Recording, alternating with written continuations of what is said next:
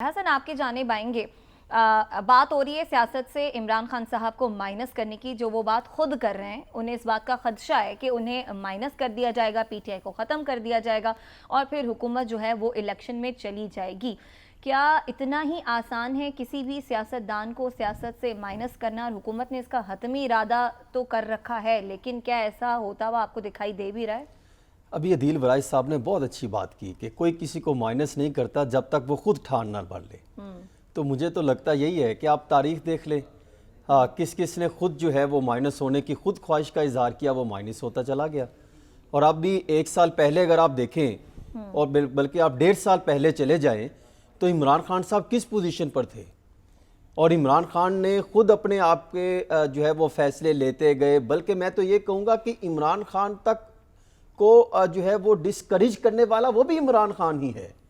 عمران خان کو نظر انداز کرنے والا بھی عمران خان ہی ہے. اور عمران خان اگر سیاست سے الگ ہوں گے تو وہ بھی عمران خان ہی ہے. عمران خان کی اگر کسی نے وہ کہتے ہیں نا کہ جماعت بنائی دی تھی، تو اب عمران خان خود ہی اپنی پارٹی کو تباہ و برباد کرنے پر لگ گئے.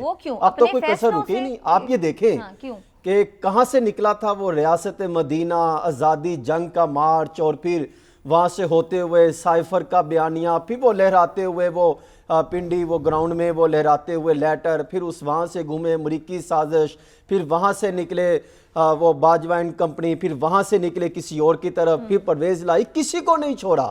اور اینڈ پر آ کے پھر کہا بھائی مجھے بھیک دے دو. وہ بھیک مانگ رہے ہیں امریکہ سے کہ بھئی آپ نے کل کی وہ آڈیو سنی لی ہوگی نا، وہ سب نے سنی ہے، اس میں تو کوئی ڈھکی چھپی تو چیز نہیں ہے.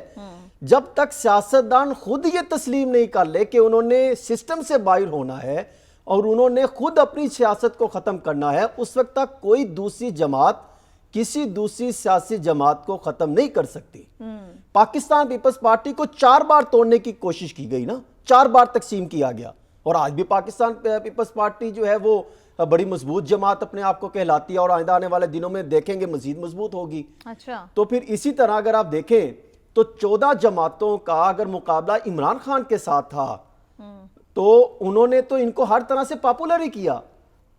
لیکن عمران خان صاحب نے پاپولر ہونے کے ساتھ ساتھ وہ کہتے ہیں اپنے پر خود کاٹتے چلے گئے، اور آخرکار ایک ایسا سانحہ ان کی پارٹی سے ہو گیا جو 9 مئی کا سانحہ ہے.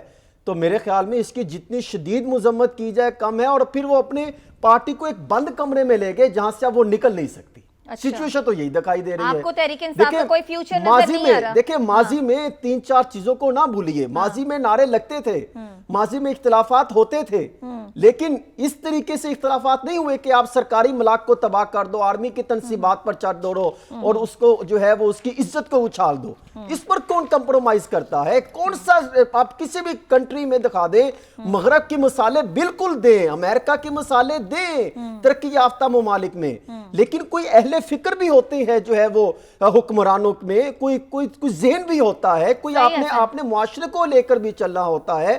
تو اس طرح اگر آپ دیکھیں تو آپ کیا کہیں گے کہ جب 1947 1967 1998 2008 میں جو آپ نے نوجوانوں کو چیزیں دکھاتے چلے گی، آپ یہاں پر بھی آپ ماضی سے ذرا مستقبل میں آتے ہیں. مجھے ایک چھوٹے سے سوال کا جواب دے دیں. ماضی کا آپ نے بڑا اچھا حوالہ دیا اور واقعات کا بھی آپ نے ذکر کیا، عمران خان کی مثالوں کا بھی ہمیں بتایا. آپ نے بھی اس بات کو سیکنڈ کیا کہ سیاستدان خود ہی اپنے پاؤں پہ کلہاڑی مارتے ہیں. ایسا ہوتا ہوا آپ کو تحریک انصاف کے ساتھ بھی اب نظر آ رہا ہے؟ مستقبل کیا نظر آ رہا ہے؟ کوئکلی بتائیے گا. میں اب آپ کو بتاؤں، پاکستان تحریک انصاف نے آپ نے وہ کہتے ہیں نا کہ کسی خبر کو آپ نے ٹچ کیا ہے وہ سن لیں. جو گرفتار ہو گئے ہیں پاکستان تحریک انصاف کے لیڈران، تو میں نے اپنے سورسز کو ہلایا، ان سے پوچھا کہ یہ جیلوں میں کرتے کیا ہیں؟ تو پتا چلا پاک فوج زندہ باد کے نعرے لگاتے ہیں، پاکستان زندہ باد کے نعرے لگاتے ہیں. اور 2 ایسے لیڈران بھی ملے ہیں. ایک لیڈر نے قومی ترانہ یاد کیا اور وہ روزانہ پڑھتے جو ہیں وہ کھڑے ہو کے پڑھتے ہیں. اچھا. اور ایک جو لیڈر ہے پاکستان تحریک انصاف کے، وہ دعا ہوتی ہے نا، وہ ہم پڑھا کرتے تھے جب کلاسوں میں جاتے تھے، لپے آتی ہے دعا بن کے تمنا میری.